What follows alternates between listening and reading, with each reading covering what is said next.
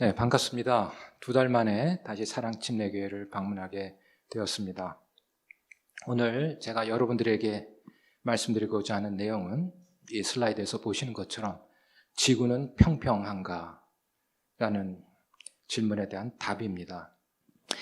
근데 제가 이런 설교를 할 거라고 아마 예고를 받으셨을 텐데요. 적지 않은 분들이 주일에 교회에 와서 왜 이런 말도 안 되는 엉뚱한 제목으로 강연을 하나 하고 의구심을 갖고 계시는 분들이 분명 계실 거예요.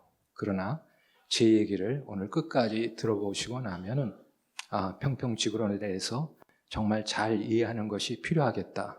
그렇게 확신을 가지고 돌아가실 거라고 저도 생각을 합니다.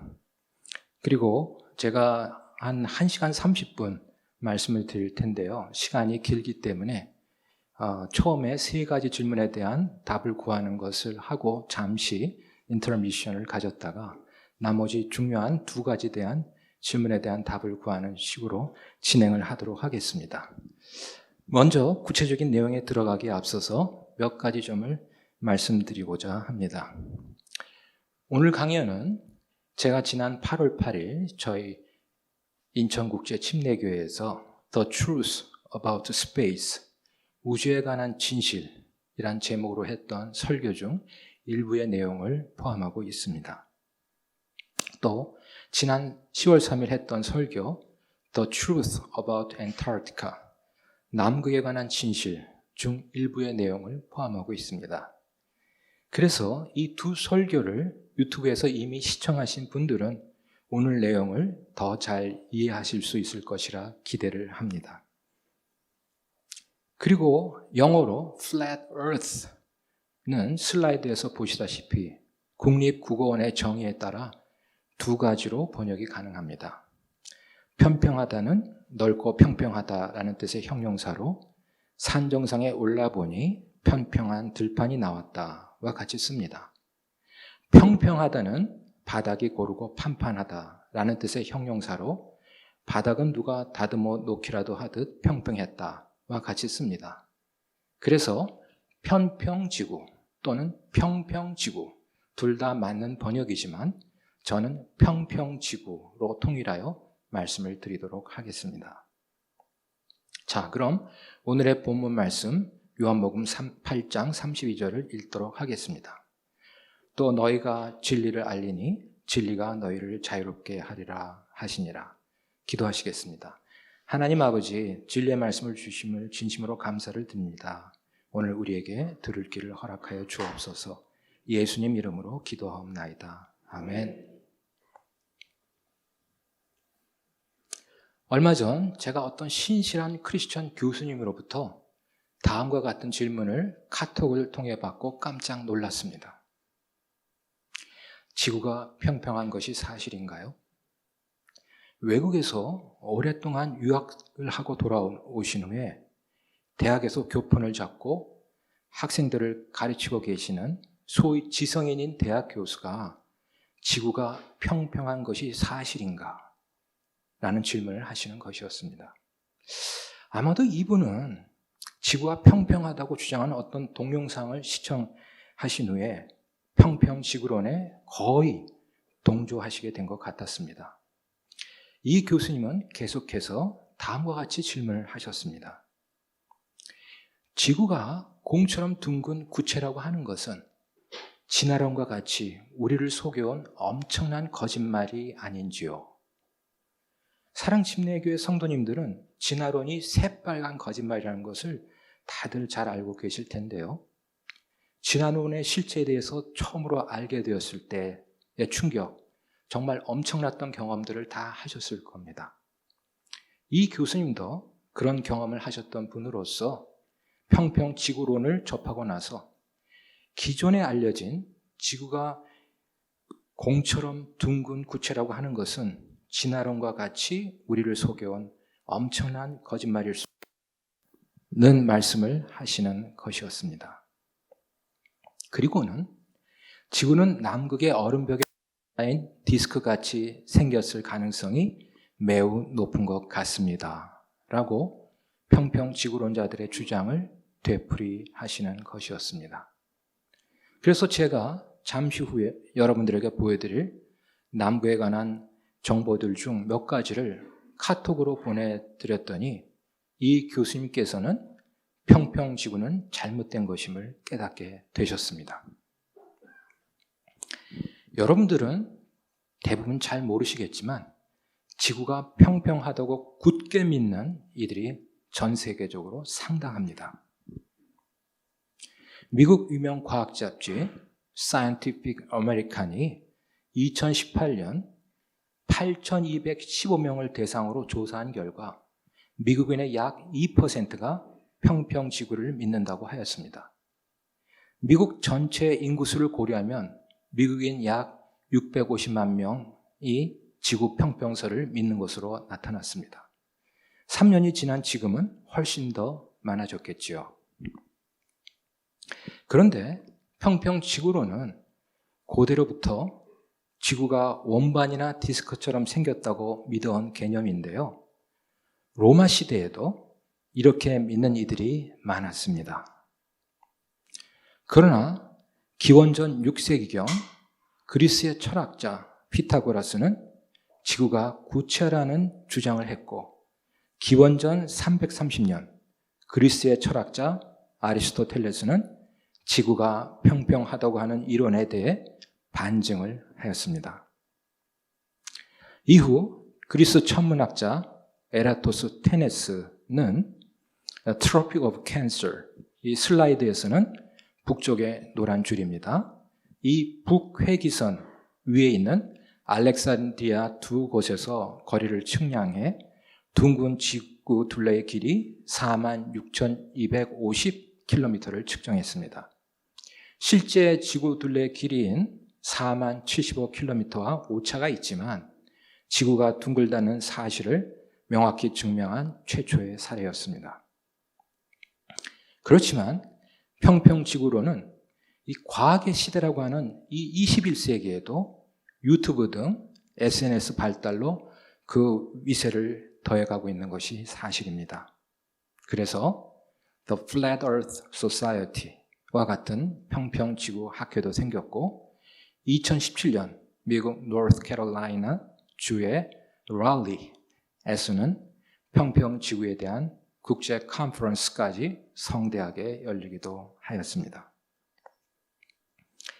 현대의 평평지구론자들은 지구가 얼음산이나 얼음벽에 둘러싸여 있는 원반 또는 디스크 같이 되어 있다고 믿고 있는데요.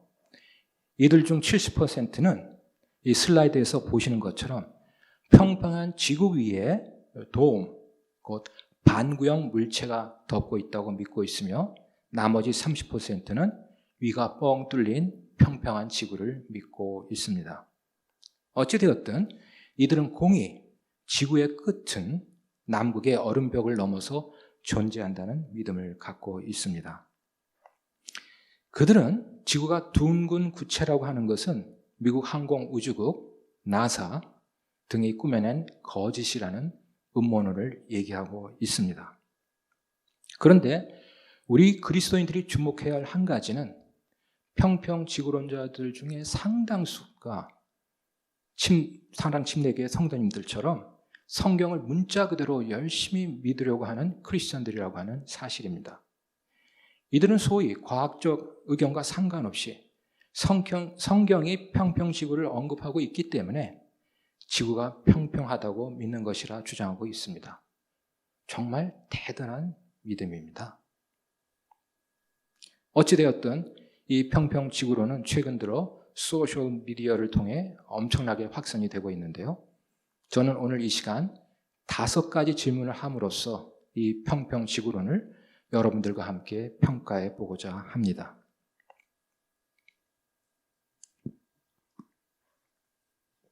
첫 번째 질문입니다.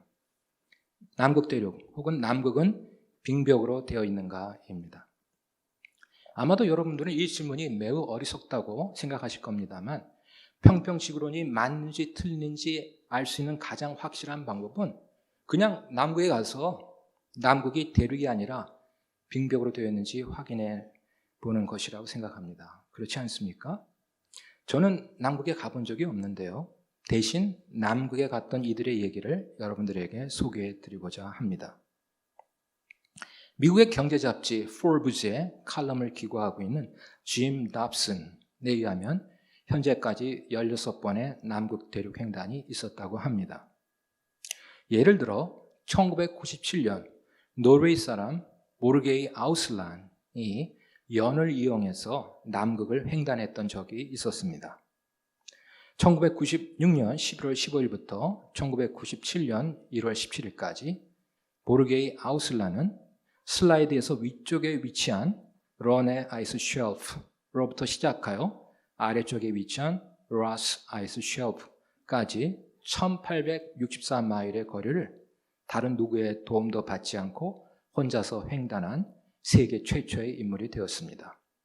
연을 이용하여 스키를 타고 남극점까지 혼자서 34일 만에 도달한 것은 현재까지 가장 빠른 기록입니다. 그리고 2012년 펠리시티 애스턴이란 여성은 여성으로서는 세계 최초로 스키만을 이용하여 남극 대륙의 일부분을 횡단하기도 하였습니다. 점선으로 그려진 것이 횡단한 코스입니다. 또 2018년에는 미국인 컬린 오브레이드가 54일 동안 어떤 도움도 받지 않고 단독으로 남극 대륙을 횡단했다고 보도가 되었습니다. 컬린 오브레이드는 본인이 아무런 도움도 없이 순전히 인간의 힘으로만 남극을 횡단한 첫 번째 사례라고 주장을 하기도 하였는데요. 오브레이드의 남극 횡단이 언론에 많은 관심을 받자 어떤 평평지구론자는 오브레이드에게 믿을 수 없다며 그가 남극을 횡단한 과정의 좌표들을 공개하라고 요구도 하였죠. 오브레이드는 자신의 홈페이지에 일부 좌표를 공개를 했지만 에런 티즈데일에 따르면 오브레이드는 명성을 얻으려고 남극 대륙 횡단 기록을 부풀린 것 같다는 의심을 받고 있기도 합니다. 이제 우리의 자랑스러운 기업 현대자동차 이야기를 해보려 합니다. 물론 적지 않은 분들이 현대자동차를 좋지 않게 생각하고 계시죠. 현대자동차와 기아자동차를 줄여서 합쳐서 뭐라고 부르죠? 네, 현기차라 하지 않고 흉기차라 하시는 분들이 계시죠. 또 강석 귀족 노조의 대명사로 현대자동차를 꼽는 분들이 많은 것도 사실이죠. 저도 이러한 점들을 잘 알고 있습니다. 그러나 또 잘하는 것은 또 잘한다고도 해야 하겠죠. 2017년 현대자동차는 2.5리터 디젤 엔진을 탑재한 산타페가 남극 대륙의 유니언 캠프로부터 맥머더까지 왕복하며 남극 대륙 횡단에 성공하였다고 발표하였습니다. 한국인이라면 가슴이 뿌듯해지는 기사이죠. 네, 한 분 빼놓고는 공감을 안 하시는 것 같은데 네, 저는 제 차가 산타페여서 그런지 매우 감동적으로 느껴집니다. 그런데 이 산타페의 남극 대륙 횡단은 1916년 어니스트 셰클턴 경이 포기하였던 남극 원정을 완성하는 의미가 있는 것이었습니다. 셰클턴은 총 4번의 남극 탐험을 하였는데 3번째 탐험에서 남극 대륙의 극한 상황 속 무려 15개월 동안 나고자 없이 27명의 대원을 전원 구조해 역사상 가장 위대한 영웅 중에 한 명으로 존경받고 있는 인물입니다. 그래서 현대자동차 측에서는 이 전설적인 남극 탐험가 어니스트 셰클턴의 외증손자 패트릭 버겔에게 산타페 운전을 맡겨 셰클턴의 못다 이룬 남극 원정을 완성하려 했던 것입니다. 날짜도 2016년 12월에 맞춰서 시작한 것은 셰클턴의 영웅적 구조 100주년을 기념하기 위함이었죠. 30일간에 걸쳐 혹독한 날씨의 남극 빙판을 5,800km 운행하기 위해서 산타페 차량 중 2가지 부분만 약간 개조하였는데요. 첫째는 타이어로서 압력을 낮춘 38인치 자이언트 타이어가 사용되었습니다. 또 하나는 연료 탱크 용량을 크게 하였고 예열기를 장착한 것인데요. 연료는 남극에서 유일하게 사용 허가가 된 젯 A1, 즉 증기폐쇄 현상을 일으키지 않고 쉽게 얼지 않으며 연소량과 발열량이 좋은 항공유를 사용하였습니다. 이 슬라이드를 보시면 유니언 캠프에서 맥머더까지 갔다가 다시 돌아왔던 산타페의 남극 횡단 경로가 잘 나타나 있습니다. 자, 이번에는 자랑스러운 한국인을 소개합니다. 펭귄에 대한 책을 여러 권 저술하신 김한수 작가이신데요. 2017년 3월 현재 남극을 무려 10번 일주한 기록을 가지고 계신 분입니다. 이 기록은 일반인으로서 남극 탐험에 관한 세계 최고입니다. 이분의 10번째 남극 원정은 뉴질랜드의 인버카길 블러프 포트죠. 거기서부터 시작하여 남미 아르헨티나의 우사이아에 이르는 정말로 긴 남극 항해였습니다. 즉 남극의 동쪽에서 시작하여 남극의 서쪽에서 끝나는 32일간의 항해였습니다. 그런데 이 항해 도중 이분은 테라노바 베이에 위치한 이탈리아나 독일의 기지는 방문할 수 있었지만 불행히도 우리나라의 장보고 기지는 상륙 허가를 받지 못해서 배에서만 바라볼 수밖에 없었다고 하였습니다. 그래서 제가 현재 이 장보고 과학기지에 파견 나가 있는 저희 가천대 길병원 외과 교수님에게 장보고 기지를 일반인이 방문하려면 어떻게 해야 하는지, 또 남극에서의 생활이 어떠하신지 알아보고자 카톡을 6일 전 지난 월요일에 보내고 나서 바로 그날 답신을 받았는데 이를 여러분들에게 보여드리고자 합니다. 먼저 제가 보낸 카톡을 읽어보겠습니다. 제가 카톡을 드린 이유는 남극에 관한 자료를 보던 즉 남극을 10번 방문하였고 펭귄에 대한 책을 많이 조술하신 김한수 작가가 2017년 남극 해상 여행을 하던 중 이탈리아나 독일의 기지는 방문할 수 있었는데 장보고 기지는 상륙 허가를 받지 못해 방문을 할 수 없었다고 하여 일반인이 장보고 기지를 방문하려면 어떻게 해야 하는지 궁금해졌기 때문입니다. 아울러 멀리 떨어진 또 다른 우리나라의 남극 기지인 세종기지의 상황은 어떤지, 또 장보고 기지와 세종기지 간의 교류는 어떻게 하는지 하는 궁금증도 생겨 이처럼 카톡을 드리게 되었습니다. 외과 교수님의 답신을 읽어보겠습니다. 일단 입남극에 대해서는 연구소에 문의하는 편이 더 정확할 것입니다. 지금은 코로나로 이웃기지 방문 및 인적 접촉은 금지입니다. 세종기지와는 다르게 장보고 기지로 들어오기가 힘듭니다. 비행기 7시간 또는 쇠빙선 아라우노 5, 6일로만 들어올 수 있습니다. 여기에 대해서 제가 부연 설명을 하자면 장보고 기지로 가기 위해서는 인천공항에서 10시간 비행하여 뉴질랜드의 오클랜드로 갔다가 거기서 다시 2시간 비행하여 뉴질랜드 남섬의 크라이스트처치로 가야 합니다. 여기서 다시 비행기로 7시간 이상 날아가 장보고 과학기지에 도착할 수 있는데 기간은 10월 하순부터 11월 하순까지만 가능합니다.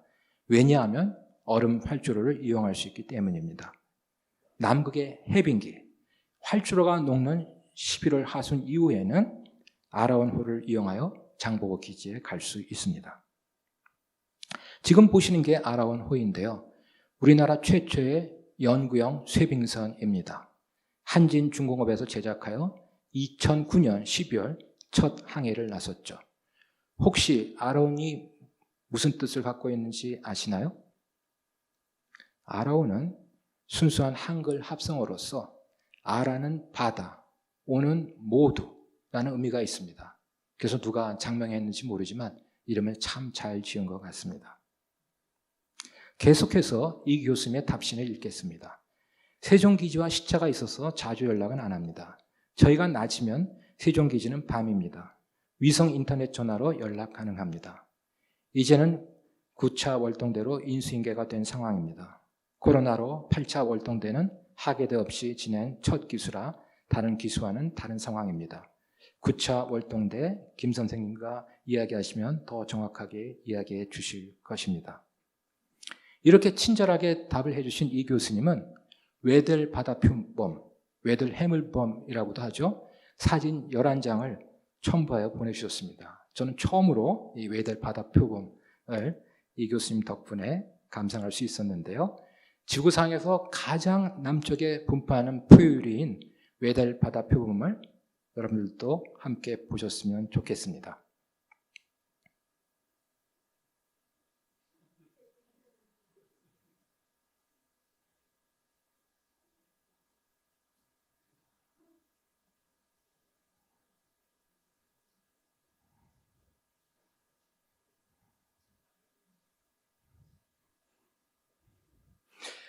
남극 연구를 위해서 설립한 제1기지인 세종기지와 제2기지인 장보기지의 위치를 제가 빨간 별로 표시하여 보여드리고 있는데요.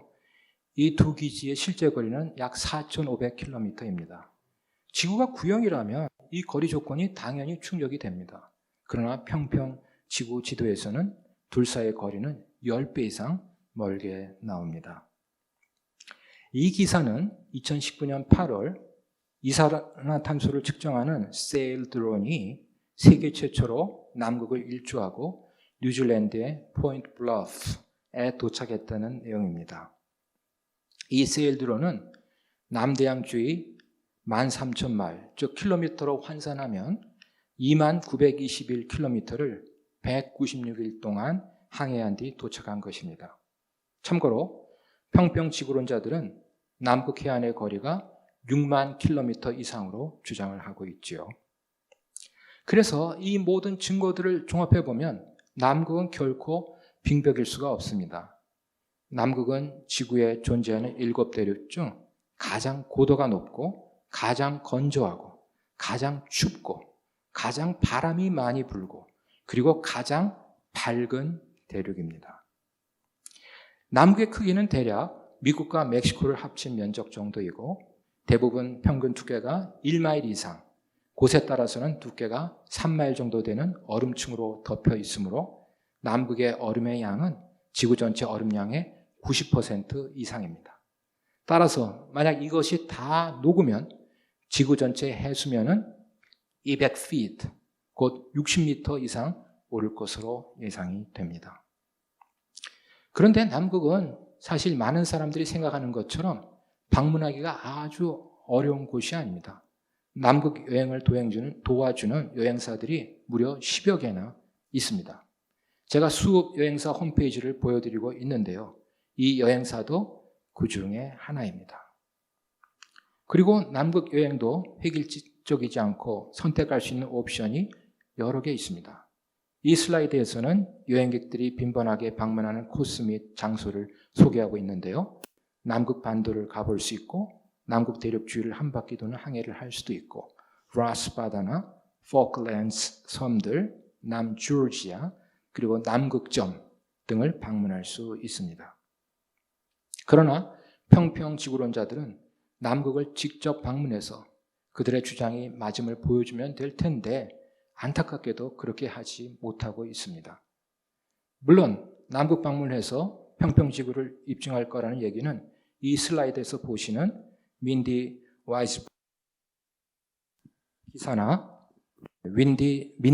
와이즈버거 쓴 기사나 아까 짐 답슨의 얘기를 인용하면서 그 출처를 밝히는 슬라이드 기사에서 보듯 여러 차례 나왔지만 어떤 평평 지구론자들도 직접 남극을 탐사하고 있지 않습니다. 제가 지금까지 남극에 관해 말씀드린 것만으로도 평평 지구론자들의 주장이 잘못된 것임을 다들 이해하셨을 것입니다만은 계속해서 그들의 주장을 자세히 다뤄보도록 하겠습니다.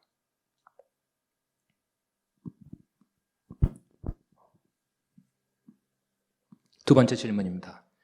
지구와 행성들은 태양을 중심으로 돌고 있는가입니다. 평평 지구론에 대해서 얘기하고 있는데 왜 우주에 관한 질문이 나오냐 하고 의아해하실 분이 계실 텐데요.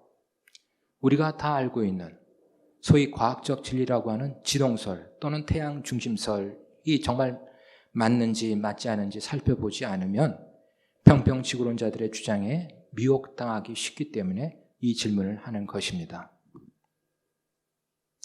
여러분들은 학교 교육을 통해서 헬리오센트리즘, 지동설 또는 헬리오센트리시티, 태양 중심설이 사실이고 지오센트리즘, 천동설 또는 geocentricity, 지구 중심설은 잘못된 것이라 배웠을 것입니다. 그러나 우리 삶뿐 아니라 우주의 최종 권위인 성경에는 지구 중심설, 곧 지구는 움직이지 않고 있다는 구절들이 나옵니다. 시간 관계상 제가 몇 구절만 읽어보도록 하겠습니다. 역대상 16장 3절입니다. 온 땅이여 그분 앞에서 두려워할지어다. 세상도 굳게 서서 흔들리지 아니하리로다.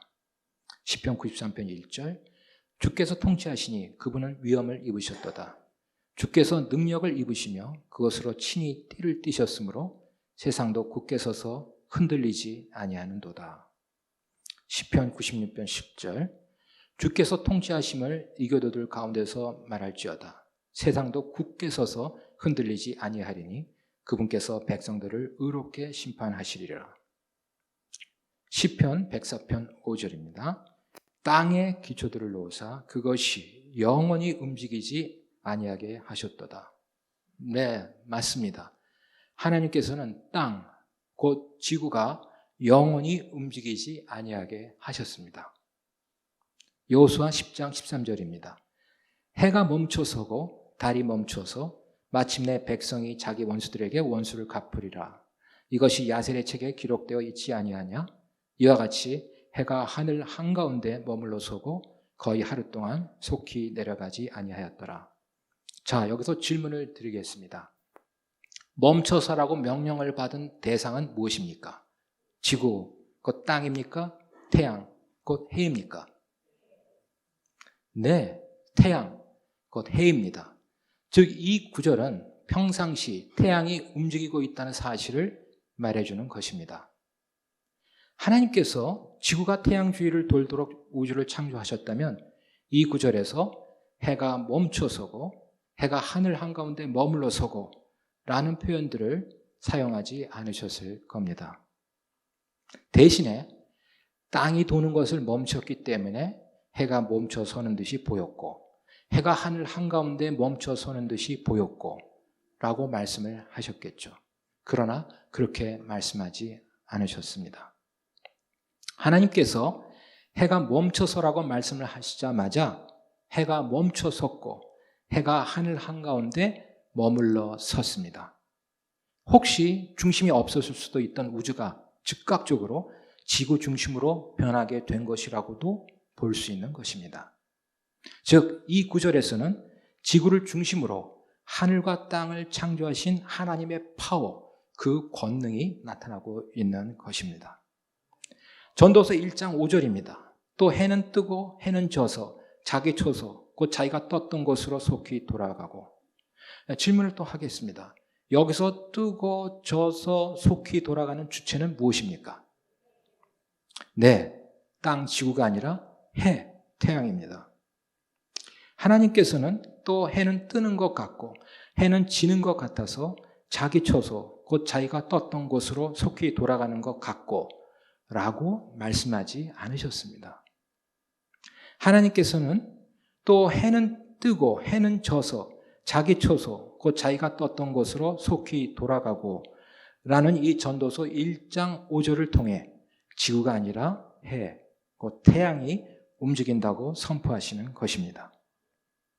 말라기 4장 2절입니다. 그러나 내 이름을 두려워하는 너에게는 의의 해가 자기 날개들 안에 병 고치는 능력을 가지고 떠오르니 너희가 나아가서 외양간의 송아지들 같이 자라리라. 여기서 해, the sun은 예수님의 예표로서 예수님께서 arise, 일어나실 것이라고 말씀합니다. 즉, 이 구절은 예수님의 부활을 의미하기도 하는 것이죠. 그렇다면 여기서 의문이 한 가지 생깁니다.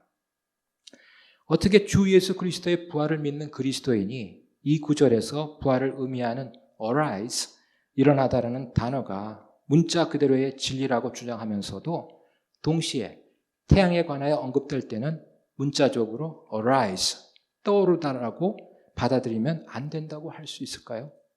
네, 그럴 수 없겠죠. 지금까지 살펴본 대로 성경은 지구가 우주의 중심에 놓여 있다는 geocentricity, 지구 중심설을 지지하고 있습니다. 그렇다면 또 다른 근본적인 질문이 생기지 않을 수 없습니다. 그렇다면 성경은 과학, 특히 천문학적인 면에서 틀린 것인가요? 그렇지 않습니다. 우리가 일반적으로 생각하는 바와 달리 많은 과학자들은 motion is not absolute. 운동이 절대적일 수 없다고 하는 relativity of motion, 운동의 상대성을 잘 알고 있습니다.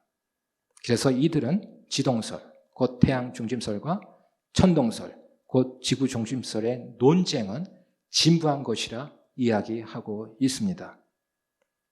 예를 들어 영국 케임브리지에 자기 이름을 붙인 건물이 있고 또 자기 동상이 있으며 천문학에 대한 타고난 연구 업적으로 기사자기까지 받은 프레드 호일 경은 이렇게 이야기를 하고 있습니다.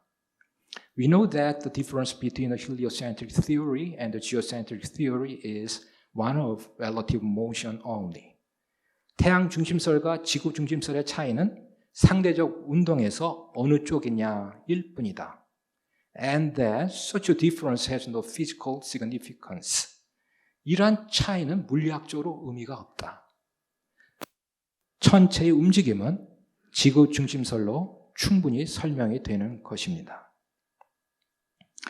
지구 중심설을 주장한 과학자 가운데 티코 브라헤라는 덴마크의 천문학자가 있습니다. 그는 망원경이 발명되기 직전 시대의 사람인데 30여 년 동안 육안으로 시력이 정말 좋았다고 합니다. 1000개가 넘는 별과 행성의 운동을 끊임없이 관측해 그 위치에 대한 자세한 기록을 남겼습니다.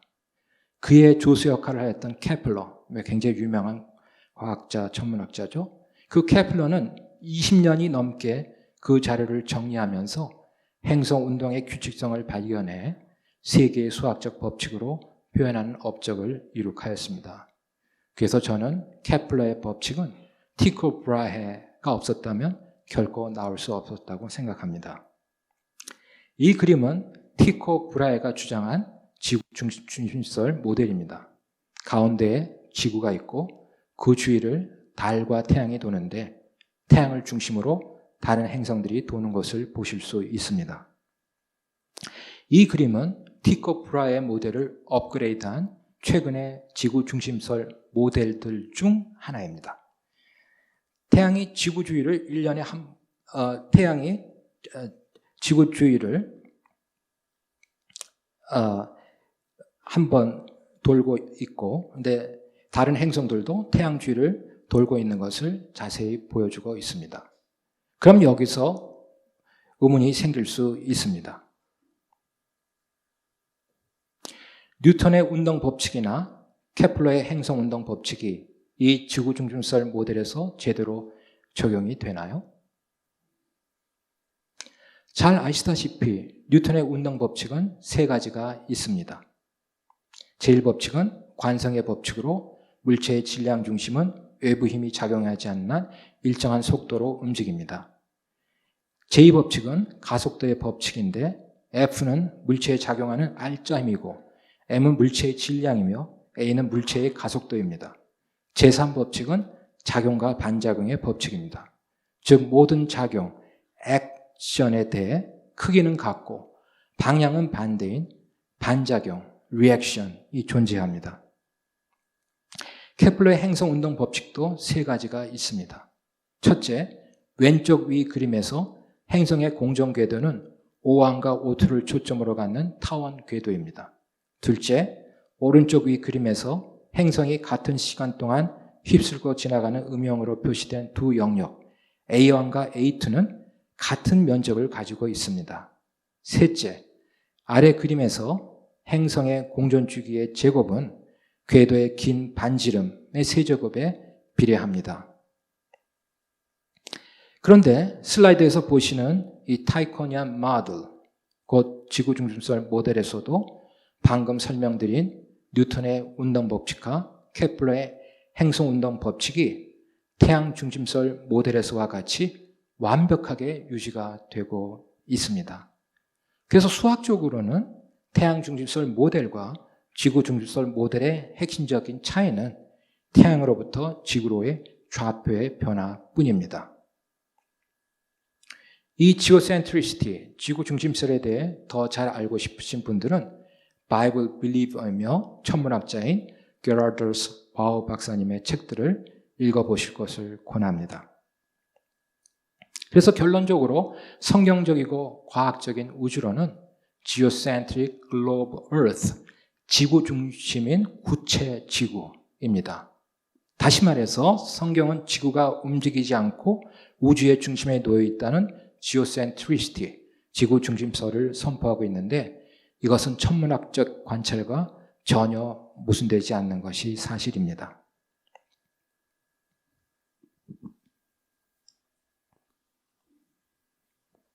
세 번째 질문입니다. 우리는 우주에서 무엇을 발견할 수 있는가입니다. 이 질문 역시 평평 지구론과 무슨 연관이 있을지 의아해하실 분들이 많을 거라 생각합니다. 그러나 우주에 담긴 하나님의 놀라운 사랑의 메시지를 발견하지 못한다면 평평 지구론자들의 주장에 미혹되기 쉽기 때문에 이 질문에 대한 답을 정확히 알아야 합니다. 이 질문은 구체적으로 우주를 탐험할 때 우주에서 발견할 수 있고 또 발견해야만 하는 가장 중요한 것은 무엇일까요? 로 바꾸어 볼 수도 있습니다. 정답은 The Gospel, 복음입니다. 놀랍게도 우리는 우주에서 복음을 발견할 수 있습니다. 시간 관계상 이에 대해 자세하게 다룰 수 없기 때문에 The Gospel in the Stars, The Glory of the Stars, The Witness of the Stars 같은 책을 읽어보시기를 권해드립니다. 아시다시피 고대로부터 하늘에 있는 별들을 관측하는 것이 매우 중요하게 여겨져 왔습니다. 인류 역사를 보면 여러 가지 다른 문화권에서도 밤하늘에 나타난 별들의 모양을 따라 이름들과 신비로운 이야기들이 붙여져 왔는데 이것이 우리가 알고 있는 별자리입니다. 원래 별자리는 별들의 양상과 모양에 따라 비공식적으로 정의가 되었습니다만 20세기 초 들어 새로운 별들의 발견이 가속화되면서 천문학자들은 별자리의 경계를 공식적으로 정하는 것이 좋겠다는 결정을 하였습니다. 그래서 별자리의 공식적 경계가 1920년대에 IAU, International Astronomical Union, 국제천문연맹에 의해 정의되었습니다. 이 슬라이드는 여름철 북쪽을 바라볼 때 관찰할 수 있는 북반구의 별들을 보여주고 있는데요. 현재 우리가 볼 수 있는 밤하늘에 나타난 별자리는 총 88개입니다. 이 슬라이드는 여름쪽 북쪽을 바라볼 때 관찰할 수 있는 남반구의 별들의 모습입니다. 그런데 총 88개의 별자리 중 36개는 북반구 하늘에 위치하고 있으며 나머지 52개는 남반구에 있습니다. 그 가운데 12개의 별자리는 황도대의 별자리라고도 불리는데요. 잠시 후 각 별자리에 대해서 따로 살펴보겠습니다만 한 해 동안에 천구를 가로지르는 태양의 경로인 황도를 중심으로 남쪽이나 북쪽으로 약 8도 범위 안에 위치합니다. 황도를 어렵게 생각하시는 분들이 계실지도 모르겠는데요. 황도는 날을 기준으로 태양이 어떻게 움직이는지 관찰하는 것입니다. 태양은 아침에 지평선에서 떠오르며 한낮이 되면 나의 머리 위에 있고 저녁이 되면 반대쪽 지평선으로 저물어 갑니다. 또 하지 때 태양은 가장 고도가 높고 동지 때 가장 고도가 낮습니다. 즉 태양은 날을 기준으로 360도 원형을 이루며 하루에 한 바퀴씩 돌고 있는데요. 날을 중심으로 태양이 지나가는 길, 이 길을 황도라고 합니다.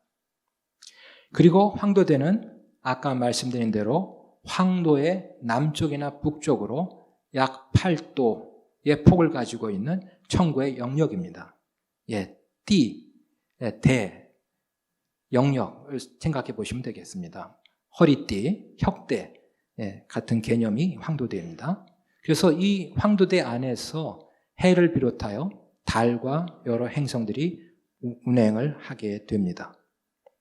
그리고 황도대 전체 360도의 원을 별자리에 따라 12구간으로 나눌 수 있기 때문에 황도대는 이 12별자리가 있는 띠로 불리기도 합니다. 그런데 이 황도대 가운데 있는 별들에는 놀랍게도 복음의 메시지가 담겨져 있습니다.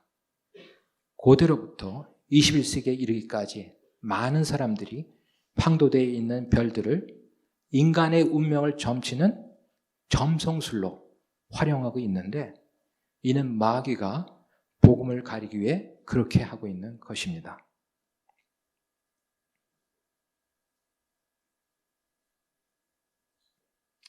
복음의 관점에서 이 조디액, 황도대 안의 별자리는 크게 세 부분으로 나눠집니다. 첫 번째, 4개의 별자리는 구속자의 인격, 일, 승리와 관련되어 있습니다. 두 번째 4개의 별자리는 그분의 일의 열매, 중재자 되심, 교회와 관련되어 있습니다. 마지막 4개의 별자리는 하나님의 심판, 통치하심, 구속받은 사람들의 영원한 복과 관련되어 있습니다. 그런데 각 별자리는 또한 다른 세부적인 별자리들과 연관되어 의미가 더해지는데, 저는 시간 관계상 각 별자리에 대해 간단히 설명을 드린 후 관련 성경 구절을 하나나 둘 정도 제시하도록 하겠습니다. 그럼 황도대에 있는 각 별자리를 간략히 살펴보겠습니다. 첫 번째, Virgo, 처녀자리입니다. 처녀자리는 코마자리, 켄타우로스 자리, 목동자리 등과 연관되어 있습니다. 여자의 후손은 두 부분으로 이루어진 본성을 지니신 바라던 자이십니다. 그는 사람의 아들이자 하나님의 아들이시며 또 목자이자 추수하는 자이십니다. 창세기 3장 15절입니다. 내가 너와 여자 사이에 또 내 씨와 그녀의 씨 사이에 적개심을 두리니 그 씨는 내 머리를 상하게 할 것이요 너는 그의 발꿈치를 상하게 할 것이니라 하시고, 이사야 7장 14절, 그러므로 주께서 친히 한 표적을 너에게 주시리라. 보라, 처녀가 수태하여 아들을 낳고 그의 이름을 임마누엘이라 하리라. 두 번째, 리브라, 천칭자리입니다. 천칭자리는 남십자성 자리, 빅팀 자리, 북쪽 왕관 자리 등과 연관되어 있습니다. 예수님은 우리를 죄에서 구원하기 위하여 값을 지불하셨습니다. 그분은 우리를 위한 희생제물로서 십자가에서 죽으셨고 부활승천하셔서 존귀의 왕관을 쓰고 계십니다. 그러자 무슨 일이 생겼습니까? 한때 부족한 값이었던 공의의 저울이 우리의 죄를 가리는 값이 되었습니다. 우리는 하나님 앞에서 그리스도의 의를 전가받았습니다. 다니엘 5장 27절입니다. 대겔은 왕을 저울에다니 부족함이 있다는 것이며. 세 번째, 스콜피우스, 정갈자리입니다. 정갈자리는 오피우쿠스 자리, 헤라클레스 자리, 뱀 자리 등과 연관되어 있습니다. 십자가 위에서 사탄은 죄의 도구로 예수님을 쏘았습니다. 그럼에도 불구하고 예수님께서는 사탄을 깔아뭉개시고 우리를 위하여 승리하셨습니다. 이제 우리는 육체적으로나 영적으로나 영원히 사망에 쏘는 것을 체험할 필요가 결코 없게 되었습니다. 히브리서 2장 14, 15절입니다. 그런즉 자녀들은 살과 피에 참여한 자들이므로 그분도 마찬가지로 같은 것의 일부를 취하셨으니 이것은 그분께서 죽음을 통해 죽음의 권능을 가진 자 곧 마귀를 멸하시고 또 죽음을 두려워하여 평생도록 속박에 얽매인 자들을 건져내려 하심이라. 네 번째, 세지테리우스, 사수자리입니다. 사수자리는 수금자리, 아라자리, 용자리 등과 연관되어 있습니다. 사람의 아들이며 하나님의 아들로 나타난 사수는 자기 백성들을 자기의 것으로 요구하기 위하여 또 다시 이 땅에 재림하실 것이라고 약속합니다. 그분의 신부인 교회를 데려가는 것은 그리스도의 재림 때 나타나며 하나님을 경배하는 크리스천들에 의해서 이루어집니다. 마지막으로 우리는 영원한 불못, 불호수에 던져질 용의 비참한 미래를 보게 됩니다. 요한계시록 6장 2절입니다. 이에 내가 보니 흰 말이라 그 위에 탄 자가 활을 가졌고 관을 받음에 그가 나아가서 정복하고 또 정복하려 하더라. 다섯 번째, 캐프리콘 또는 캐프리코누스, 염소자리입니다. 염소 자리는 화살 자리, 독수리 자리, 돌고래 자리 등과 연관되어 있습니다. 예수님의 대속으로 새로운 교회가 탄생하였습니다. 그리고 그것은 세상과 구별되어 온 나라에 대한 제사장으로서 빛을 발합니다. 하나님의 말씀을 고수할 때 그리스도인들에게 구원과 승리가 주어집니다. 예수님께서 흘리신 피가 사탄의 권세를 이기셨습니다. 따라서 그리스도인들은 진실로 그분의 풍성한 생명을 체험하게 됩니다. 레위기 9장 3절입니다. 이스라엘 자손에게 말하여 이르기를 너희는 염소 새끼를 죄연물로 취하고 또 흠이 없고 일련된 송아지와 어린 양을 번제의 헌물로 취하며. 여섯 번째, Aquarius, 물병자리입니다. 물병자리는 피시스, 아우스트랄리스 자리, 페가수스 자리, 백조 자리 등과 연관되어 있습니다. 예수님께서 승천하신 후에 위로자, 즉 성령님을 우리들에게 보내주셨습니다. 그리고 그분은 이 부어주심 가운데 나타나시며 곧 자신의 교회를 모으실 것입니다. 성령님을 마시고 권능으로 충만해진 크리스천들은 생활의 모든 분야에서 이기는 자가 됩니다. 요한복음 4장 13, 14절입니다. 예수님께서 그녀에게 대답하여 이르시되 누구든지 이 물을 마시는 자는 다시 목마르려니와 누구든지 내가 줄 물을 마시는 자는 결코 목마르지 아니하리니 내가 줄 물은 그 사람 속에서 솟아나는 우물이 되어 영전하는 생명에 이르게 하리라 하시니라. 일곱 번째, 파이시스, 물고기 자리입니다. 물고기 자리는 케페오스 자리, 안드로메다 자리, 띠 등과 연관되어 있습니다. 어린 양은 그 손에 두 개의 교회들을 잡고 계십니다. 즉 구약교회와 신약교회입니다. 여기서 신약교회는 전통과 속박에서 벗어나 성령님 안에서 행합니다. 마귀는 교회를 억압할 수 없습니다. 마태복음 13장 52절. 이에 그분께서 그들에게 이르시되 그러므로 하늘의 왕국에 관하여 가르침을 받은 서기관마다 마치 자기 보고에서 새 것과 옛 것을 내오는 집주인과 같으니라 하시니라. 여덟 번째, 에리오스, 양자리입니다. 양자리는 카시오페아 자리, 고래 자리, 페르세우스 자리 등과 연관되어 있습니다.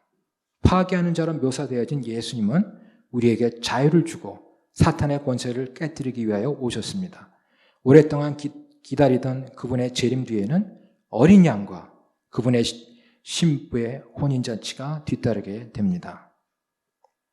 요한계시록 19장 7절.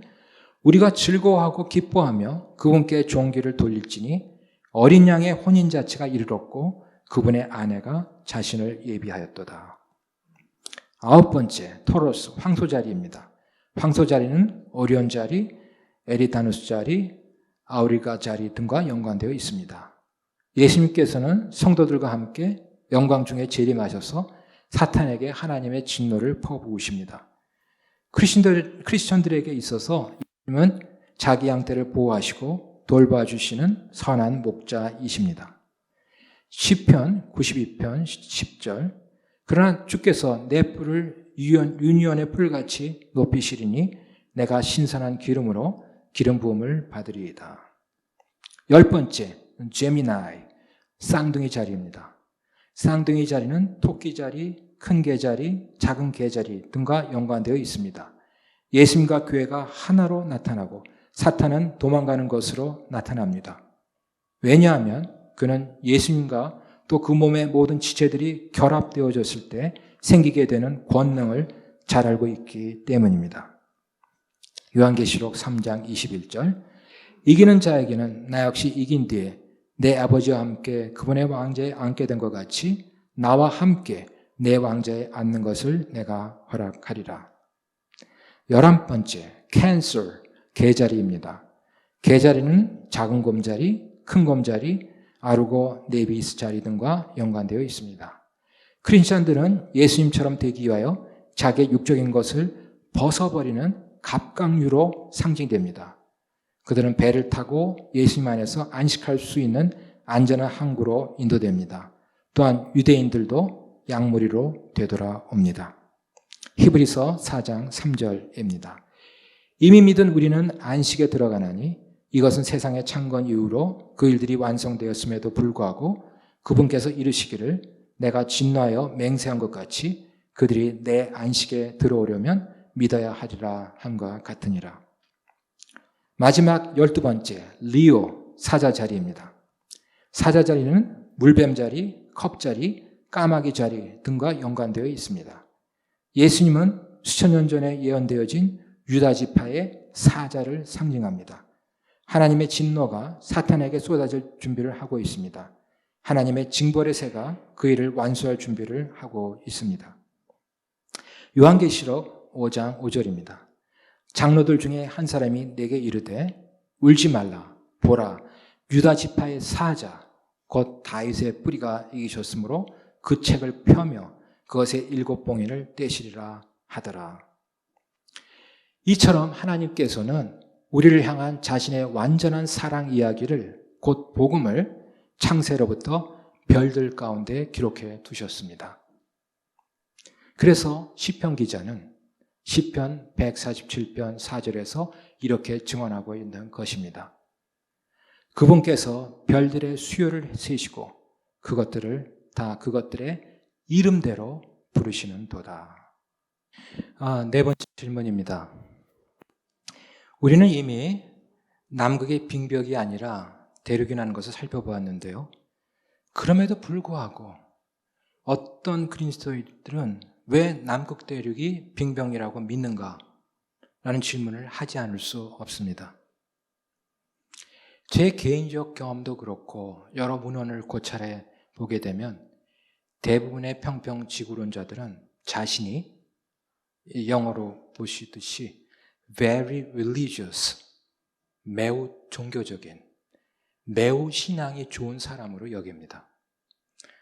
물론 이들은 성경에 평평 지구의 증거가 있다고 생각하죠. 이 기사에 나와 있듯이 어떤 여론조사에서 평평 지구론자들의 52%가 매우 신앙심이 깊다고 했고 또 다른 조사에서는 평평 지구론자들 중 8%만 그렇지 않다고 응답하였습니다.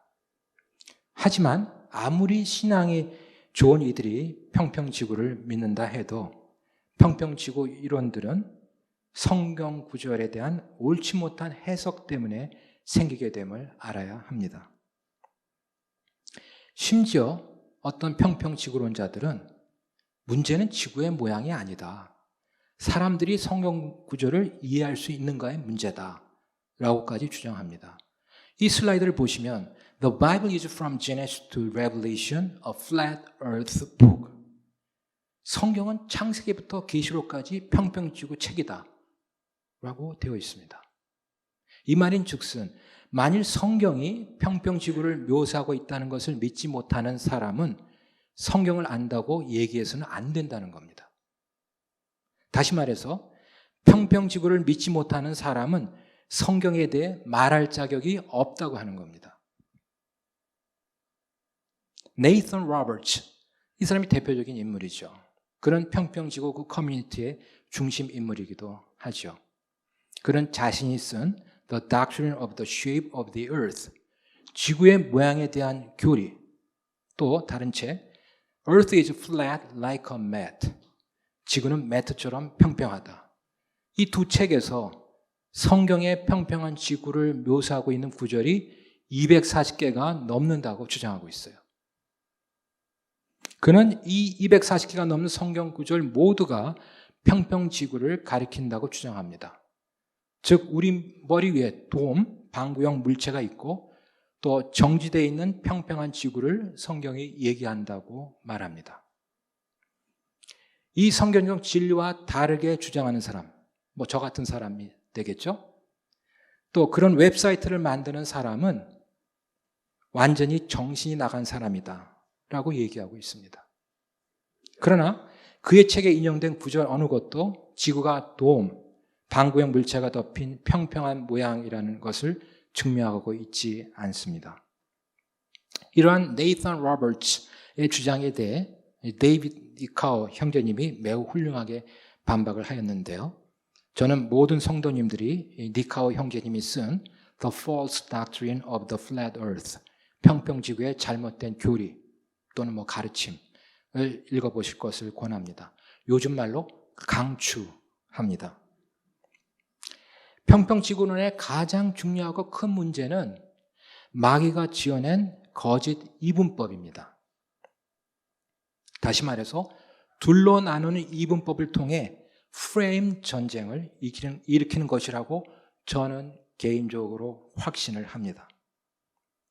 프레임이란 원래 사고의 틀이자 생각의 출발 지점이라는 뜻의 학술 용어죠. 권력을 잡으려는 자, 프레임을 잡아라 라는 말이 통용될 만큼 일반화가 되었습니다. 씨름판의 삿바 싸움처럼 자신에게 유효한 구도를 짜려는 프레임 대결이 이 평평지구론에서 펼쳐지고 있는 것입니다. 지구의 모양과 우주의 중심에 관하여 사탄은 heliocentric globe earth, 태양 중심의 둥그런 구체지구와 flat earth, 평평 지구 외에 다른 선택은 없다고 하면서 이 둘 사이에 논쟁을 일으켰습니다. 이들이 이렇게 주장하는 이유는 이처럼 프레임 전쟁에서 선제 공격이 최선이기 때문입니다. 전장, 곧 싸움판에서 어떻게 싸우냐 보다 이 전장을, 싸움판을 먼저 만들었느냐 아니냐로 승부가 갈릴 수 있기 때문입니다. 그러나 태양 중심의 둥그런 구체지구나 평평지구는 둘 다 틀린 주장입니다. 제가 두 번째 질문에 대한 답에서 제시하였듯이 성경적으로나 과학적으로는 지구는 움직이지 않고 우주의 중심에 있는 것이 사실입니다. 즉, geocentric globe earth, 지구 중심의 구체지구가 올바른 것입니다. 물론 평평지구론자들도 지구가 움직일 수 없다고 믿습니다만 그들은 지구가 둥근 구체라는 사실을 받아들이지 않는데 그 이유는 그것을 진화론의 산물로 보기 때문입니다. 사진을 보시면 어떤 평평지구론자가 피켓을 들고 서 있습니다. 제목은 Do you know? 당신은 아십니까? 로 시작되는 질문입니다. 왼쪽 줄에는 세 가지 내용의 구체적인 질문이 적혀 있고 또 오른쪽에는 이에 대한 답변이 각각 두 개씩만 적혀 있습니다. 첫 번째 질문은 Do you know where you came from? 당신 어디로부터 왔는지 아십니까? 입니다. 답은 해맑게 웃고 있는 monkey, 원숭이 아니면 창세기 2장 7절입니다. 창세기 2장 7절은 공교롭게도 영어 킹제임스로 쓰여져 있습니다. 곧 The Lord God formed man of the dust of the ground. 주 하나님께서 땅의 흙으로 사람을 지으시고입니다. 즉 첫 번째 질문의 답은 진화를 믿느냐 창조를 믿느냐입니다. 두 번째 질문은 Do you know where you are at? 당신의 현재 위치를 아십니까? 입니다. 답은 Globe Earth, 구체지구 아니면 Flat Earth, 평평지구입니다. 다른 선택은 허용되지 않습니다. 곧 Geocentric Globe Earth, 지구 중심의 구체지구를 답으로 하지 못하게 프레임을 짜 놓았습니다. 세 번째 질문은 Do you know where you are going? 당신은 어디로 가고 있는지 아십니까? 입니다. 답은 Hell, 지옥 아니면 Heaven, 천국입니다. 그래서 진화를 믿으면 둥그런 구체지구를 믿는 것이기에 지옥에 가게 되는 것이고 창조를 믿으면 평평지구를 믿는 것이기에 천국에 가게 된 것이라고 선포하고 있는 것입니다. 즉 이러한 프레임을 통해 이미 구원받은 그리스도인들, 곧 창조를 믿고 천국 시민권을 소유한 많은 그리스도인들을 평평지구론자로 born again 하도록 만들고 있습니다. 아울러 지구는 평평하지 않고 둥그런 구체라고 알고 있는 불신자들 엄청 많죠. 그들이 복음을 받아들일 수 없도록 회방하고 있는 것입니다. 참 안타까운 일입니다. 평평지구론자들은 태양이 지구를 하루에 한 바퀴씩 돌고 다른 행성들은 태양을 도는 타이코니언 시스템, 지구 중심설 모델을 알지 못하기 때문에 이런 사단이 일어나고 있는 것입니다. 자, 이제 평평지구론자들이 틀리다는 것을 증명하기 위해 성경 구절 한 개만 말씀드리도록 하겠습니다.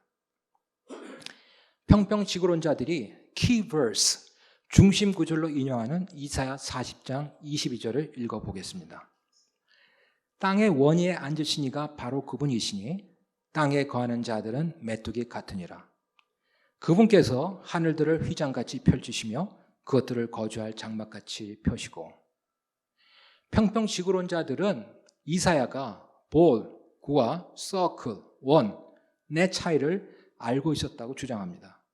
그래서 그가 구체인 지구를 묘사하는 것이라면 서클, 원이 아닌 볼, 구라는 단어를 사용했을 것이라 주장합니다. 서클, 원이라는 단어에 해당하는 스트롱 사전의 히브리어는 크흑입니다. 볼, 구라는 단어에 해당하는 스트롱 사전의 히브리어는 두르입니다.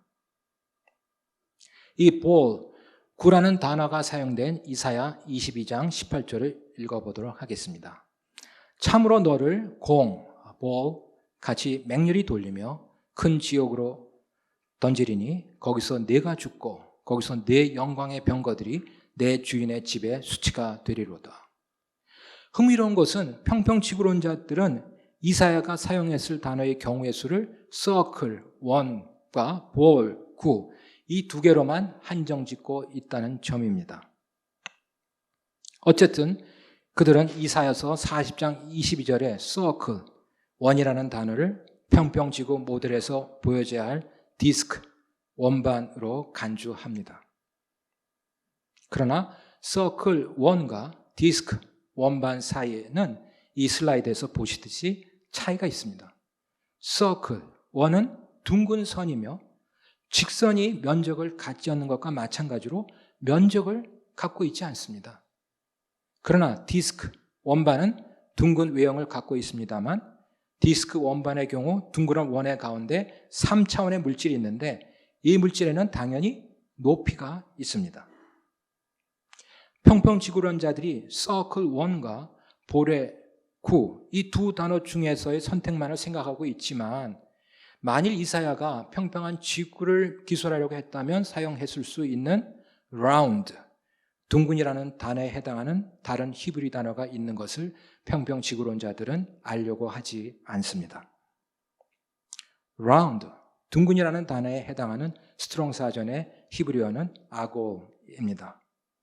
성경에서 몇 구절은 높이를 갖는 3차원의 원반을 묘사하기 위해서 round, 둥근이라는 단어를 사용했는데 이 단어가 평평한 지구를 묘사하는데 훨씬 더 적합합니다. 열왕기상 7장 23, 35절과 역대기하 4장 2절을 읽겠습니다. 또 그가 바다를 부어 만들었는데 한쪽 가장자리에서 다른 쪽 가장자리까지가 10큐빗이더라. 그것은 사방으로 둥글며 round, 그것의 높이 height는 5큐빗이요 30큐빗 되는 줄이 그것을 돌아가며 둘렀더라. 받침대 위에 높이 high가 반 큐빗 되는 둥근 round 테두리가 있었으며 또 받침대 위에는 그것의 가로대들과 테두리들이 같은 것으로 되어 있었더라. 또 그가 바다를 부어 만들었는데 그것의 가장자리에서 가장자리까지가 10큐빗이요 그 둘레가 둥글며 round, 그것의 높이 height는 5큐빗이더라. 30큐빗 줄이 그것을 돌아가며 둘렀더라.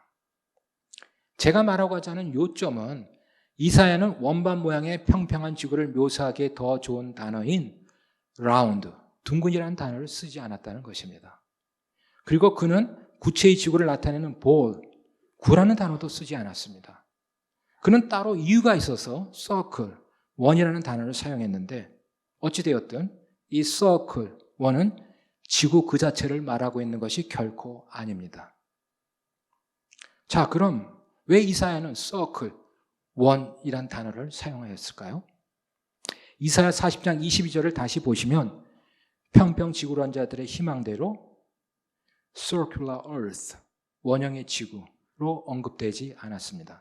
대신 the circle of the earth, 지구의 원으로 기술이 되어 있습니다. 즉 circle, 원이 초점이지 earth, 지구가 초점이 아닙니다. 이 구절의 문맥을 보면 이사야는 구체 지구의 주위를 둘러싸고 있는 넓게 펼쳐진 하늘의 이클립틱 서클, 황도의 원을 지칭하고 있는 것입니다. 여기서 잠깐 황도에 대해 복습해 보시겠습니다. 태양은 날을 기준으로 360도 원형을 이루며 하루에 한 바퀴씩 돌고 있는데요. 날을 중심으로 태양이 지나가는 길, 이 길을 황도라고 부른다고 말씀드렸었죠. 그래서 이사야 40장 22절에 The circle of the earth, 땅의 원, 지구의 원은 바로 황도의 원을 지칭하고 있는 것입니다. 이사야 40장 22절은 또 땅에 거하는 자들은 메뚜기 같으니라고 선언하고 있는데 그것은 하나님께서 계신 곳에서 보면 사람들은 작게 보이며 우리는 하나님께서 땅이 높은 곳에 계신다는 것을 알 수 있음을 표현하고 있는 것입니다.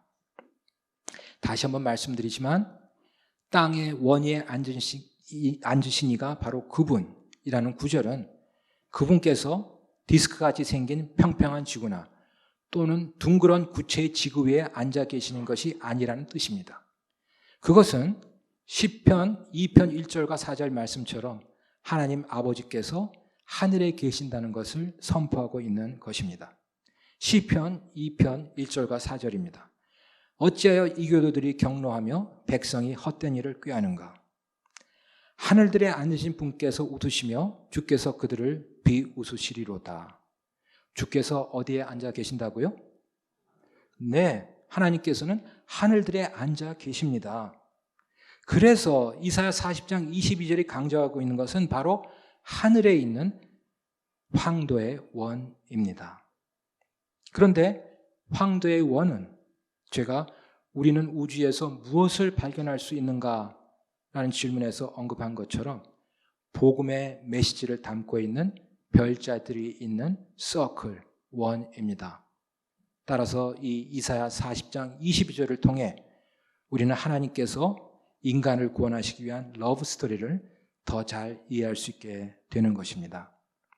그렇지만 이사야 40장 22절이 평평지구론자들의 주장과 같이 잘못 해석된다면 황도대의 별자리에 있는 복음의 메시지가 드러날 수 있을까요? 결코 드러날 수 없게 됩니다. 이것은 마귀가 점성술로 황도대의 별자리에 있는 복음의 메시지를 감추는 것과 같은 것입니다. 아울러 우리가 복음을 전할 때 예수님께서 우주 만물, 곧 하늘과 땅을 창조하신 창조주 하나님이시라고 선포를 해야 하는데 거짓된 평평지구를 창조하신 분이라고 하면 어떤 불신자가 예수님을 구원자로 영접할 수 있겠습니까? 따라서 평평지구로는 그 자체로 복음을 진전시키는커녕 오히려 복음 전파를 막게 된다는 것을 우리는 반드시 기억해야 할 것입니다. 다섯 번째, 마지막 질문입니다. 왜 평평지구론자들은 지금까지 보여드린 증거들에도 불구하고 여전히 지구가 평평하다고 믿는가입니다. 아까 서론에서 잠깐 언급하였던 어떤 교수님과 같이 평평지구론에 잠시 홀렸다가도 여러 객관적 사실들과 특별히 올바른 성경 해석을 통해 평평지구론으로부터 벗어나는 것이 정상일 텐데 그렇지 않은 사람들이 계속 존재하는 이유들을 말씀드리고자 합니다. 결론적으로 제가 평평지구론을 살펴보는 가운데 정말 엄청나게 시간을 들여서 살펴봤습니다만 이것은 평평지구론 하나의 독립된 이슈가 아니라 우리가 살아가는 이 시대의 몇 가지 사조들 또는 zeitgeist, 시대 정신과 밀접한 관련이 있다고 하는 사실을 개인적으로 깨닫게 되었습니다. 그 첫 번째 시대 사조가 fanfic입니다. 처음 들어보신 분들도 많으실 텐데요. fanfic은 fanfiction의 줄임말로서 fan이 만든 허구라는 의미인데요. 사전적 정의를 보도록 하겠습니다. 특정 작가 또는 작품의 fan이 그 작품의 기본 설정과 정보를 기반으로 자신이 원하는 픽션을 창작하는 일, 대부분 그 목적이 비영리적이며 해당 작가 또는 작품의 인기를 나타내는 척도이므로 원작자가 수용하는 경우가 많다. 특정 인물의 팬이 그 인물을 픽션 내에 등장시키는 일, 아이돌 스타의 팬 사이트에 게재하는 경우가 많다. 팬 픽션의 시초로는 1967년부터 스타트rek의 팬들이 발행한 잡지인 스파카날리아에 실린 소설을 꼽고 있습니다. 스타트rek은 제가 어렸을 때 흑백 TV로 즐겨보던 미국 드라마인데요. 수많은 텔레비전 드라마 후속작 및 파생작과 또 영화, 수십 개의 컴퓨터 및 비디오 게임, 수백 편의 소설과 라스베이거스의 테마몰 등이 만들어졌습니다. 그리고 방탄소년단을 비롯한 수많은 아이돌 그룹의 스타들을 대상으로 팬픽이 만들어지고 있는데요. 지금 보시는 화면은 BTS 멤버 수가 몇 명인지 아시나요? 여기는 전혀 예, 7명이죠. 굉장히 인기가 좋습니다. 그 7명 멤버들을 대상으로 만들어진 수많은 팬 픽션들 중에 인기 순위를 매겨 발표하는 웹사이트입니다. 정말 여러분들 상상을 초월합니다. 엄청난 팬픽의 시대라고 밖에 말할 수 없습니다. 그리고 팬픽은 예술이나 연애 부분에만 국한되지 않고 정치 분야에서도 나타나고 있습니다. Real Raw News, 우리말로는 진짜로 가공되지 않은 뉴스란 뜻인데요. 지난 11월 10일 수요일자 Real Raw News를 보면 게빈 뉴섬 캘리포니아 주지사에 대한 기사들로 메인 화면이 가득 채워져 있습니다. 왼쪽에서 오른쪽으로 기사들의 제목들을 보시면 딥스테이트가 뉴섬의 대리인을 밝혀냈다. 게빈 뉴섬이 관타나모에서 백신 혼수 상태에서 깨어났다. 아동 포르노 지하 감옥이 뉴섬의 지하실에서 발견되었다 등으로 되어 있습니다. 그런데 이러한 기사들이 정말 사실일까요? 물론 게빈 뉴섬이 10월 말에 코로나 예방접종 부스터샷을 맞은 뒤 13일 연속 공식 석상의 모습을 드러내지 않고 있던 시점이긴 하지만 전 이 기사들이 사실이라고 믿지 않습니다. 왜냐하면 지금까지 이 Real Raw News의 가짜 뉴스들로 인해서 많은 사람들이 조롱을 받아왔기 때문입니다. 예를 들어 빌 게이츠가 군부에 의해 체포가 되었다는 금년도 8월 1일자 기사는 80만 명 이상이 클릭하였습니다. 힐러리 클린턴이 관타나모 수용소에서 교수용당했다는 지난 4월 26일자 기사는 90만 명 가까이가 읽었습니다. 또 이것을 소스로 해서 2차, 3차로 가공된 기사나 유튜브 방송 등을 통해 정말 적지 않은 사람들이 힐러리 클린턴이 사용되었고 지금 언론에 나타난 힐러리는 가짜라고 믿고 있습니다. 그리고 한 달 전에는 헌터 바이든이 관타나모에서 교수형을 당했고 마침내 빌 게이츠도 교수형을 당했다고 보도가 되었죠. 지난 10월 달에 이런 기사가 실렸어요. 정말 빌 게이츠가 사형당했으면 하고 바라는 사람들이 많기에 이런 기사가 작성되는 것일 텐데요.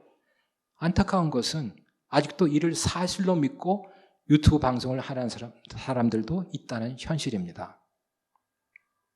Real Raw News 홈페이지 중 디스클레이머를 보시겠습니다. 즉 내용에 대해 법적으로 책임지지 않는다는 선언이죠. 이것을 보시면 굵은 글씨로 쓰여진 문장이 있습니다. This website contains humor, parody, and satire. 네, 유머와 패러디와 풍자를 포함하고 있는 웹사이트임을 천명하고 있습니다. 그래서 저는 이 Real Raw News에 빠지신 분들 모두 이 뉴스가 팬픽인 것을 속히 깨달으시길 바람하지 않습니다. 평평지구론도 이런 팬픽의 일종이라 할 수 있습니다. 2017년 노스캐롤라이나주 랄리에서 열린 평평지구 국회 학회장의 모습을 보여드리고자 합니다. 이 사진의 주인공은 사회를 맡고 있는 평평지구 전문 팟캐스터 퍼트리샤 스티어입니다. 매우 밝고 활기찬 모습으로 사회를 보고 있습니다. 플로어에 있는 학회 참석자들의 모습입니다. 제가 참여해온 일반적인 국제학술대회장과 크게 달라 보이지는 않습니다. 전반적인 분위기는 매우 밝은 것 같고 참석자들의 복장이 다 캐주얼하고 앞쪽에 VIP석이 따로 마련되어 있는 것이 차이라면 차이일 수 있다고 생각됩니다. 인터미션 시간에 참석자들 간에 인사를 나누고 정보를 교환하는 모습인데요. 어떤 분위기를 느끼실 수 있죠? 역시 활기찬 분위기를 사진을 통해서 여러분들도 느끼실 수 있을 것입니다. 여느 학회장에서처럼 부스가 여러 개 설치되어 있어서 사람들이 자유롭게 부스들을 방문할 수 있는데요. 이 부스에서는 다양한 종류의 평평지구 모형들이 전시되어 있습니다. 정말 만든 솜씨가 대단하다고 여겨집니다. 또 다른 부스에서는 평평지구 관련 지도와 기타 그림들이 전시되어 있습니다. 이 부스의 테이블 위에는 속에 달러가 제법 쌓여있는 상자가 하나 놓여 있는데 앞에는 풀이라고 크게 쓰여 있고 화살표와 함께 Donation Accepted 라고도 쓰여 있습니다. 또 이 부스 담당자의 온몸에 문신이 있는 걸 보실 수 있는데요. 다 평평지구와 관련된 문신으로 여겨집니다. 특히 얼굴을 한번 보세요. 이마의 가장자리까지 Circular Earth를 보여주는 문신이 있는 게 특이합니다. 이 사진은 평평지구 국제학회에서 지구 모형을 머리에 뒤집어 쓰고 춤을 추고 있는 한 평평지구론자의 모습입니다. 머리에는 구체지구의 모형을 쓰고 있지만 오른손과 오른팔을 평평하게 펴서 그래도 지구는 평평하다고 믿는 자신의 믿음을 나타내 보이고 있습니다. 배경에 보이는 여러 사람들도 다 미소를 짓고 있죠. 정말 열정적인 평평지구론자들입니다. 그래서 평평지구론은 팬픽션의 범주에 들어간다고 할 수 있겠습니다. 평평지구론과 관련된 두 번째 시대사조 또는 메커니즘은 확증 편향, confirmation bias인데요. 사전적 정의를 보시겠습니다. 원래 가지고 있는 생각이나 신념을 확인하려는 경향성이다. 흔히 하는 말로 사람은 보고 싶은 것만 본다와 같은 것이 바로 확증 편향이다. 인지심리학에서 확증 편향은 정보의 처리 과정에서 일어나는 인지 편향 가운데 하나이다. 사람들은 자신이 원하는 결과를 간절히 바랄 때 또는 어떤 사건을 접하고 감정이 앞설 때 그리고 저마다의 뿌리 깊은 신념을 지키고자 할 때 확증 편향을 보인다. 확증 편향은 원하는 정보만 선택적으로 모으거나 어떤 것을 설명하거나 주장할 때 편향된 방법을 동원한다. 확증 편향의 대표적인 예는 1950년 일본에서 흑백으로 제작된 범죄 미스터리 영화 라쇼몽입니다. 이것은 하나의 사건에 대해 서로 다른 기억을 갖고 있는 목격자 셋의 이야기를 들려줘 확증 편향에 따른 기억의 재해석 사례로 자주 언급이 되죠. 세계적인 영화 감독 구로사와 아키라의 대표적인 작품 중 하나로서 세계 고전 명작으로 손꼽히는 작품입니다. 또 다른 예로 다미성교회를 들 수 있습니다. 다미성교회는 1992년 10월 28일 휴거가 일어난다는 종말론을 주장한 바 있습니다. 그날 이후로도 신자들 가운데 상당수는 자신들의 믿음을 버리지 못했는데요. 다미성교회의 한 신도는 MBC와의 인터뷰에서 무엇을 부끄러워하겠어요? 예수님이 나의 생명의 주인이고 오실 예수님 기다렸는데 에러가 났으면 또 오실 예수님 기다리면 되는 거 아니겠어요? 라고 말했습니다. 이처럼 잘못된 신념의 고수가 확증 편향의 효과이죠. 잘 아시다시피 다미 선교의 사건 이후로 휴가라는 단어는 암암리의 금기어가 되어버렸습니다. 성경에 유일하게 The Blessed Hope, 복된 소망이라고 되어 있는 휴거뿐 아니라 구원, 영생, 왕국, 신천지 등 성경의 키워드들이 잘못된 성경 해석으로 비롯된 확증 편향을 가진 이단들에 의해서 금기어로 전락해버리고 있는 시대가 도래한 것입니다. 평평지구론도 인지심리학적인 면에서 확증 편향으로 분류가 되고 있습니다. 이 사진에서 왼쪽 인물이 Flat Earth International Conference를 만든 라비 데이비슨인데요. 확증 편향이 대단하기에 그런 세계적인 평평지구 모임도 주도할 수 있었다고 여겨집니다. 평평지구론자들이 늘어나자 넷플릭스에서 2018년 Behind the Curve라는 제목으로 평평지구론에 대한 다큐멘터리 영화를 만들기까지 하였습니다. 근데 이 영화를 보려고 클릭을 하면 다음과 같은 선전문구가 나옵니다. 그래도 지구는 평평하다. 지구가 둥글다는 건 모두가 인정하는 사실. 잠깐, 모두가 아니었다. 지구가 평평하다고 확신하는 사람들이 있기 때문. 이들에 따르면 구체 지구 이론은 트루먼 쇼 같은 음모이자 속임수라고. 그렇다면 평평지구 이론의 근거는? 이 다큐멘터리에 등장하는 인물들 중 이 사진의 주인공은 그냥 평범한 이웃집 아저씨 같이 보이죠? 가운데 플랫 얼스가 적힌 티셔츠를 입고 있는 이 평평지구론자는 인터넷에서 영화 비하인드 더 커브를 시청하기 위해서 클릭하면 조금 전 보여드렸던 선전문구와 함께 등장하고 있습니다. 이 사진은 평평지구론자들의 왕으로 불리는 마크 사전트가 평평한 지구 모양을 들고 있는 모습인데요.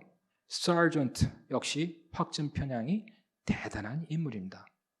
아까도 말씀드렸지만 사전에서 확증 편향을 정의하면서 저마다의 뿌리 깊은 신념을 지키고자 할 때 확증 편향을 보인다고 했는데 많은 평평지구론자들이 확실히 이러한 경향을 보이고 있는 것이 사실입니다. 평평지구론과 관련된 세 번째 시대사조는 배금주의, 매모니즘인데요. 사전적 정의를 보도록 하시겠습니다. 금전주의 또는 황금만능주의 혹은 물질만능주의는 모든 관계를 돈과 연관시켜 생각하려는 행위이며 또는 삶에 있어 최상의 가치를 돈이라고 믿는 행위이다. 이제는 성경의 매모니즘과 관련된 중요 구절, 세 구절을 같이 보시도록 하겠습니다. 마태복음 6장 24절 아무도 두 주인을 섬길 수 없나니 이는 그가 한 주인을 미워하고 다른 주인을 사랑하거나 혹은 한 주인을 떠받들고 다른 주인을 업신여길 것이기 때문이라. 너희가 하나님과 만몬을 겸하여 섬길 수 없느니라. 골로새서 3장 5절 그러므로 땅에 있는 너희 지체들을 죽이라. 그것들은 음행과 부정함과 무절제한 애정과 악한 욕정과 탐욕이니 탐욕은 우상 숭배니라. 디모데전서 6장 10절 돈을 사랑함이 모든 악의 뿌리이니 어떤 자들이 돈을 탐내다가 믿음에서 떠나 잘못하고 많은 고통으로 자기를 찔러 꿰뚫었도다. 자, 이제 돈을 탐내다가 자기를 찔러 꿰뚫은 경우를 보시겠습니다.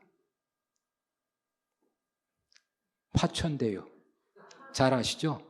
네, 지난 추석 때 저는 화천대유 하세요라는 인사를 굉장히 많이 카톡을 통해 받았습니다. 화천대유가 대표적인 예입니다. 처음엔 단군 이래 최대 공익사업으로 여겼던 화천대유가 단군 이래 최대 폭리를 취한 부동산 사업으로 얼마 전 드러났죠. 많은 사람들이 연루가 되었는데요. 이 화면에 나온 사람들 한 사람 한 사람에 대해서 다 얘기하고 싶은데 대표적으로 저는 한 사람, 오른쪽 위에 보이는 권순일 씨 얘기를 잠깐 하고자 합니다. 대법관으로 또 중앙선거관리위원장을 작년까지 역임했던 분이 화천대유로부터 비상식적인 거금을 왜 받으셨는지 알만한 사람들은 다 알 거라 생각을 합니다. 그런데 그는 지난해 10월 30일 중앙선관위원장을 퇴임하면서 4.15 부정선거에 대한 많은 증거를 갖고 부정선거를 주장하는 사람들 향해 오히려 정신 나간 짓을 하고 있다고 호통을 쳤었습니다. 그래서 미루어 짐작컨대 권순일 씨는 부정선거를 비유하는 대가로 화천대에서 받은 돈보다 상상을 초월할 정도로 받으셨을 것 같은데요. 글쎄 얼마나 받으셨을지 무척 궁금해집니다. 이 화천대의 인물 관계에 대해서 보시듯 입법, 사법, 행정, 언론, 금융계 등 우리나라의 모든 기득권 세력들은 돈 앞에 진실과 정의를 다 내팽개치고 있는 것이 엄연한 현실입니다. 돈 앞에 장사 없다는 옛말이 그냥 생긴 것이 아니죠. 그런데 이러한 배금주의, 매모니즘은 평평지구론의 확산에도 기여를 하고 있다고 여겨집니다. 마크 사전트의 유튜브 채널 메인 화면인데요. 3일 전인 11월 11일 현재 평평지구 관련 동영상이 무려 1438개 올려져 있습니다. 조회수도 엄청난 것이 많죠. 이처럼 평평지구를 아이템으로 하는 유튜버들이 날로 늘어가고 있는 현실입니다. 조회수가 늘고, 네, 구독자는 이제 9만, 근데, 그 조회수는 뭐 1,000몇백만, 2천만 가까이 되는 것도 있는 것 같아요. 제가 그걸 다 살펴보지 못했습니다. 조회수가 늘고 구독자가 늘면 그만큼 돈을 잘 벌 수 있는 것이 유튜브이기 때문에 평평지구에 대해 열심히 방송하다 보면 평평지구론자들을 양산할 수 있고 수익 창출도 계속 잘 되는 선순환이 이루어질 수 있겠죠.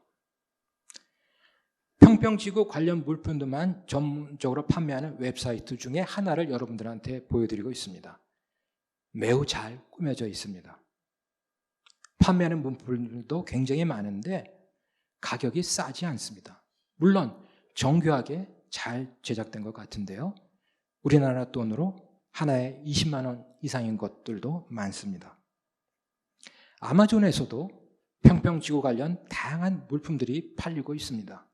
이 티셔츠는 우리나라 돈으로 환산하면 한 2만 원 정도는 되는 것 같습니다. 이것도 아마존에서 팔리고 있는 평평지구 지도인데요. 가격은 우리나라 돈으로 약 3만 5천 원 정도입니다.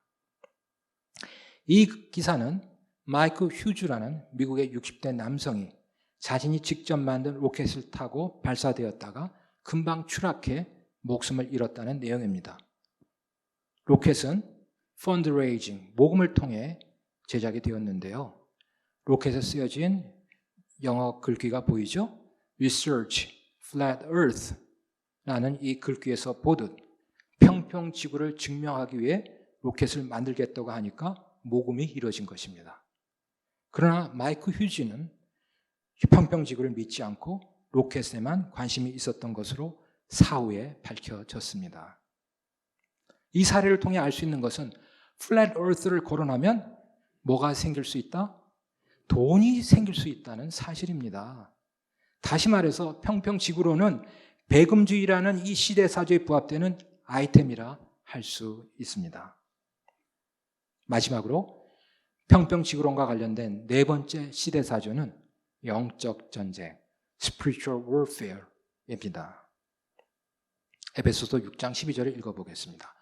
우리는 살과 피와 맞붙어 싸우지 아니하고 정사들과 권능들과 이 세상 어둠의 치리자들과 높은 처소들에 있는 영적 사악함과 맞붙어 싸우니라. 그렇습니다. 지금까지 제 이야기를 들으면서 다 느끼셨겠지만 지구론과 우주론에 대한 논쟁은 영적 사악함과의 싸움입니다.